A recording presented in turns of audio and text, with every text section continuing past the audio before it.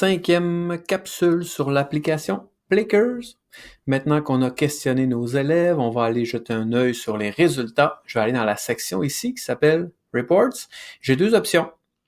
L'historique des questions ou la feuille de score, disons. Donc, dans l'historique des questions, je verrai toutes les questions que j'ai créées et que j'ai posées en classe.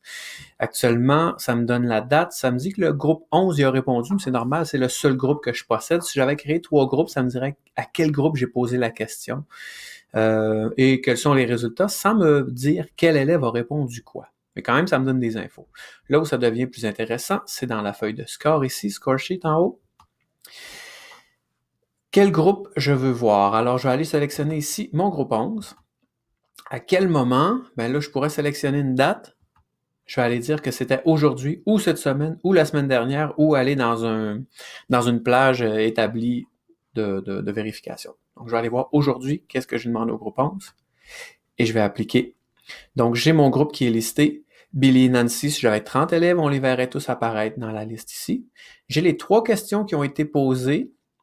La première question, qui a fondé Québec? 50% de performance. Billy m'a répondu C, c'est vert, donc c'était la bonne réponse. Nancy m'a répondu A. Je pourrais peut-être proposer à Nancy de venir faire un tour mercredi midi à la récupération pour qu'on se mette à jour à ce sujet-là ou de rester 3 minutes à la récréation pour qu'on explique, pour qu'on soit certain d'avoir bien compris. Quel groupe autochtone s'allie aux Français? Ça, c'est bien compris. Tout le monde a eu la bonne réponse. C'est la lettre C. La troisième question, j'ai pas de pourcentage, tout simplement parce que j'ai posé une question d'impression ou d'opinion. As-tu aimé l'expérience Plickers? Billy m'a répondu C, Nancy m'a répondu A. Comme je n'ai pas désigné de bonne réponse en créant ma question, ben, c'est pas comptabilisé dans les résultats. Si je clique sur la question, ça va apparaître ici à droite et mes choix de réponse apparaissent. A pour oui, C pour bof. Donc, Billy n'a pas vraiment aimé l'expérience. Nancy a bien aimé ça.